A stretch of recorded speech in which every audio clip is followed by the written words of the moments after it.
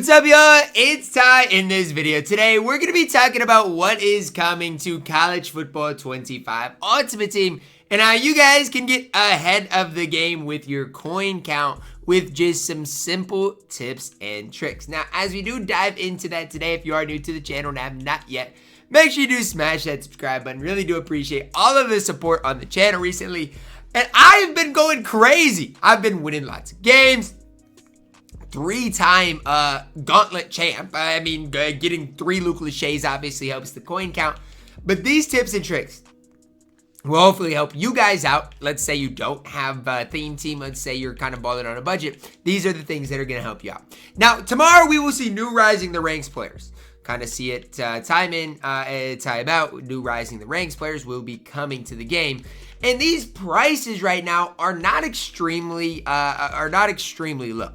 So these are cards that if you have, for the most part, I would try to get rid of. For example, Jordan Watkins. Let's start with him.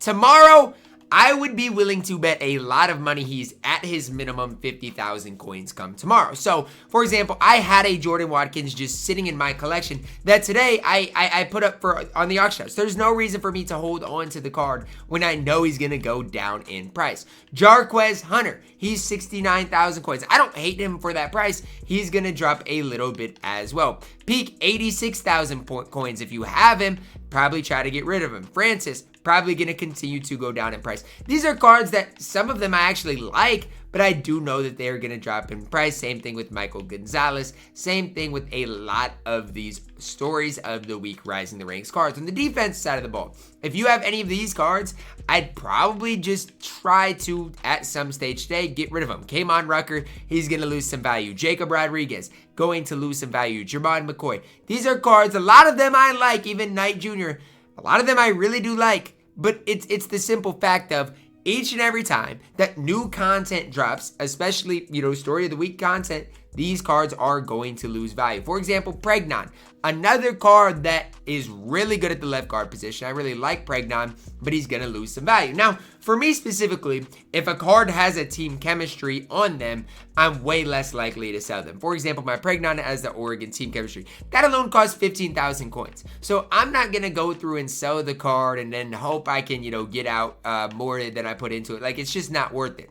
But for example, if he didn't have the Oregon team chemistry on him, I would 110% get rid of the card. Same thing with Francis, right? He has the Oregon team chemistry, so I'm not going to sell him, lose out on the 15,000 coins, lose out on the tax, and in turn, lose a lot of coins on the card. That's just not something that I'm going to do. However, if these cards didn't have the team chemistry on him, I would put them up on the auction house because, like I said, we saw an overall bump last week. The auction house is going to just continue to go down in price slowly, as we have kind of seen over the last couple of weeks.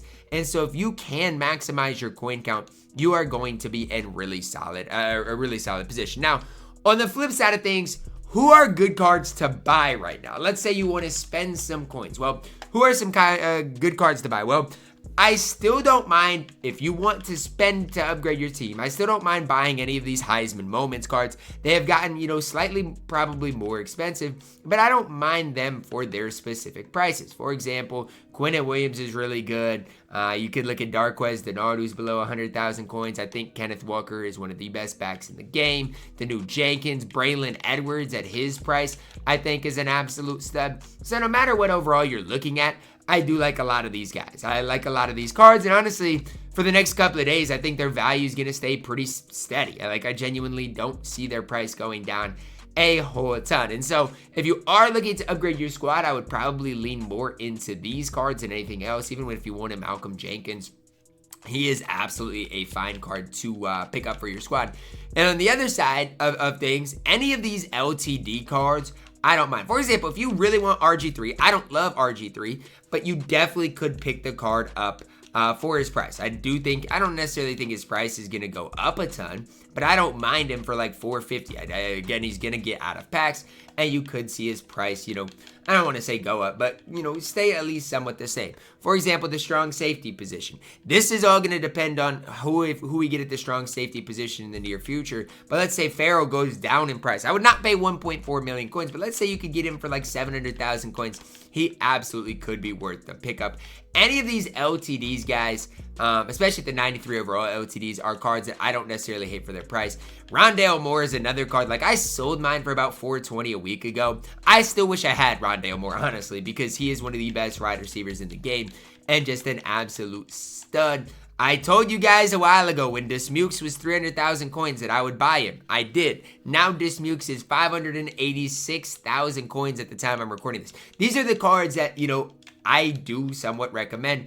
And I feel like eventually we're not going to see that many quarterbacks in the game. And so that's why, like I said, with RG3, I don't necessarily love the card that much. But if you do want him, I don't hate right now to pick him up. Now, I would try to find him one for like 400,000 coins. So then, your risk reward isn't quite as high. But that's something that I've got in the back of my mind that I'm thinking about pretty consistently. Or who are cards that I can buy that are going to keep their value. Especially for me, like I put team chemistries on cards. So I don't want to, have to just keep buying and selling cards. I want cards that I can consistently hold on to that won't lose a ton of value. So that kind of is in the back of my mind as I do, continue to play this game. But that's just, it's kind of tough. It's kind of tough to find those cards that aren't super overpriced at the end of the day. So definitely, guys, if you have Jacob Rodriguez, I'd probably try to sell him. Like I said, if you have this wide receiver, I would definitely get rid of Jordan Watkins because his price is only going to go down. The card's not very good. And then you can start thinking ahead towards Friday. Like, for example, Ricky White. I like Ricky White a ton. I think for his value, he is really, really solid. But his price is going to go down come Friday. Same thing with Nick Nash. Those are cards come Friday that are going to lose some of their value. So, again, it's the same content schedule each and every week. You know what is coming each and every week, each and every Friday, each and every Wednesday. So, you can probably start to get ahead of the game, and that is something that I personally would recommend doing because, like I said, if you don't apply team chemistries, which this is the first season I've personally done it, obviously it's helped me win games. But if you don't, you're going to be better off coin-wise, and you should be able to maximize your coins and make them last a super, super long time on this game. So, again, if you do want to pick up cards, I would probably try to pick up, the LTDs more than anything. Like, if you really want to upgrade your squad. Other than that, be pretty patient with the auction house, guys. Like I said, we saw an overall bump last week, so it's going to take a while for the market to slowly drop down, slowly crash. Or not, it's going to take the market a while to slowly, go up in price is what I'm meaning to say. Because we probably won't see another overall bump for a couple weeks. And like I said, the market for these cards right now, like a 92 overall Malcolm Jenkins, 193,000 coins. It's just crazy to see, considering where the market, has been in the past. Like, now you can build one of the best squads in the game. Literally one of the best squads in the game for way cheaper than it was before. And even if you want to talk about the budget, guys, these cards are dirt cheap. You could get, let's say, a Jameis Winston card, 89 Jameis Winston. Probably again, we have a ton of good quarterbacks, but a quarterback that can go out there and compete with everybody for 35,000 coins. I mean, these are the types of things that make me really excited about where this game is at right now is, you got so many different cards for super cheap now in the game that you guys can pick up to add to your squad. But again, don't pick up today the Stories of the Week cards. If you want to pick up Heisman Moments cards, that's fine.